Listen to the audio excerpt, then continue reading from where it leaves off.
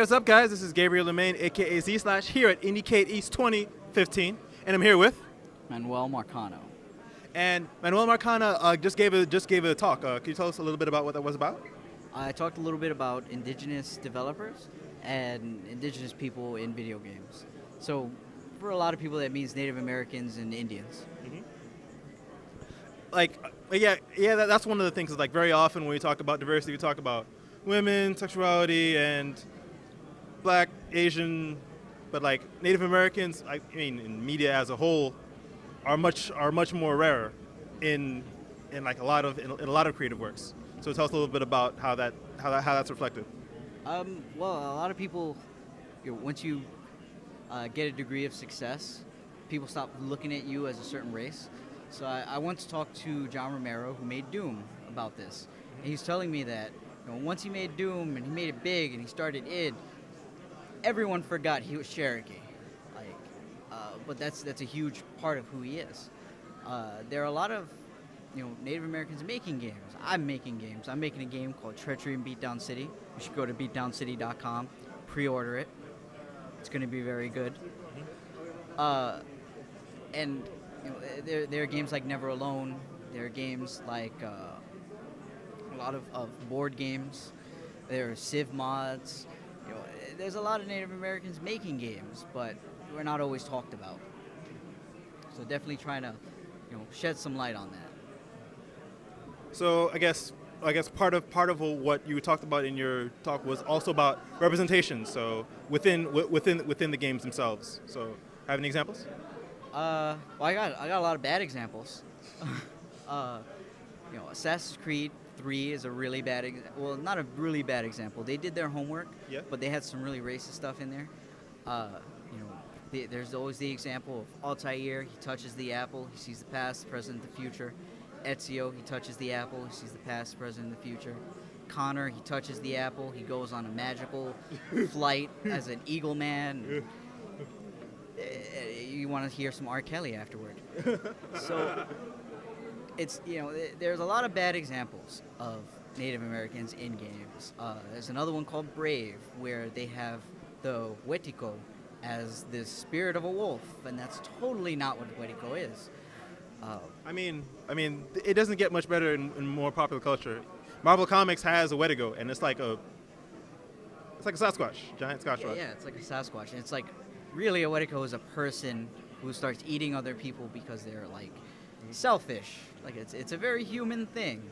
That seems like a very zombie thing, honestly. It is. No, well, the origin of the zombie is Africa and Native Americans. So that's something I'm going to be looking at in my own games, since people, the whole origin even of calling them zombies was. I think it's Haitian. Yeah, it's Haitian. It's white people were really afraid of the fact that slaves were rising up, so they basically branded them like a type of monster. Actually, and then there was the Romero that came afterward. Actually, that's different. Zombies is more related to Haitian voodoo. Yeah, well, and they were afraid of that. But it's one of the part of the things of some of the rituals. That's the trance states. Well, the whole zombie itself is like the part of your soul that is taken away from you, so that the fact that it was taken away from them as slaves is another part of where it comes from. It's like, because also zombie had a totally different function, because sometimes it's a god and sometimes it's just like a spirit or part of your spirit. Yeah, like like stuff like Ogun and the other, what is it?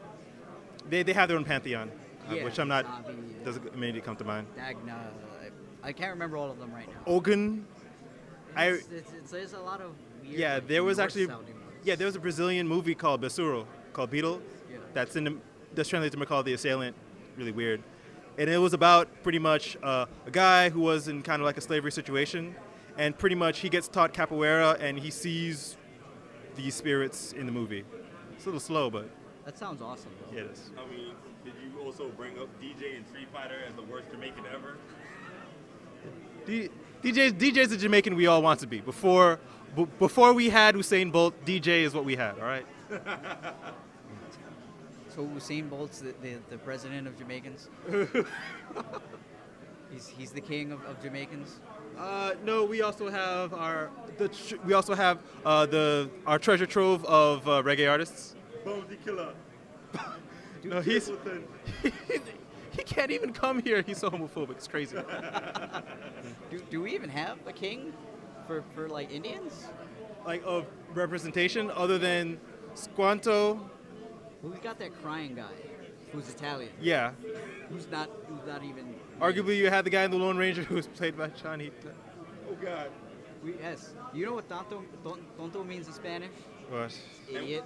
Oh And the god. one random Native American woman basketball player, Shawnee Schimmel. Yeah, that's the thing. Okay. I never heard of her. Well, now you know. I thought there was also that Native American cop show, Skinwalkers, where it was on a reservation and stuff like that. I've heard of the show. Yeah. I've heard of it. Thought it was a comic book. I think it might be. You never know now, because some of the crime drama comes from that stuff too. But like, I guess like what are projects currently ongoing, or currently created that you feel have gone in the right direction with regard to Native Americans, Well, one of the. or stuff like Aborigines and other kinds of groups along the same path. Well, yeah, that's a Because good point to bring up. Yeah, because we often don't have stuff about those cultures as well. Yeah. Like Hawaiians, like they're more recently, and they have a different kind of relationship with how American culture kind of encroached on their space, Yeah. as opposed to these other groups. Or even Samoans, we count them. Tonga. But they make up some of our greatest wrestlers. I know, I love Samoans. Samoans are the best. But But the Rock in all of the SmackDown games can't be all we have. basically, it's like it's either him, or if you go way back into like the WWF days, we had Tatanka with the buffalo and the belt. Like, Oh, that music, son. yeah, it was so bad though. I mean, I kind of liked him though. Yo, Chief J Strongbow, let's go. Chief J Strongbow. I like Chief J Strongbow more than Tatanka though. So there are definitely examples. I couldn't think of any during my talk, but someone reminded me of Never Alone. Yes, that which was is on Steam, and it's really good. because like they made like it was inherently done to pretty much showcase the culture, be engaging as a game, Yeah. and also have the historical stuff on the back end. So like they use the elements of the folklore in the story. Then like if you want to know more, Yeah. Go so ahead. they kept the gameplay to their cultural norms. So the gameplay reflected how they feel as people. They use their lore. They use their imagery. They use the colors that are they identify with. yeah, because like It's very blue and like white game. Yeah. It's in Alaska, and you figure they got a lot of snow there. yeah, because like that's also one thing that also comes up like with a lot of other cultures where their perception of culture is a little bit different. So like us, black and white, life and death, and sometimes in other places it's reversed. Yeah. That kind of deal. Well, I definitely think we should see more types of racism in games. Yes, this is actually a conversation we had. Yes, we did. Because, like, very often when people talk about diversity, they talk about having people show up and be pleasant with one another. But part of the thing is that, like, part of the thing about diversity is that people reacting to one another, like, harshly or discriminatorily, that takes different shapes in different places. Yeah. And even in different cultures. So, yeah, so, like, with other kinds of black communities, you have, like, a thing called colorism, Yeah. where, like, lighter and darker shades can kind of view each other differently. Or very often within like immigrant communities, like level of kind of assimilation can create a rift between different people. Or cases where like in other foreign places where like they can have feuds between groups that like people on the outside don't really understand. Yeah. Like one of the things about like having more kinds of viewpoints is that like having better kinds of racism or more kinds of racism outside of just American standard racism. Yeah. I'm a fat white guy who runs a big company or something, or I'm in some kind of position of power. Yeah. And I'm a black guy, and I'm like, oh no, like whatever will I do? And I got to overcome him, as opposed to like two people in like in a kind of more socially equal, but like one views themselves as superior to another. or like with Native Americans where you may have like a reservation thing where like a person still lives there and the person went out there and became successful and they have like inborn kind of resentment of each other. Well, there definitely is that kind of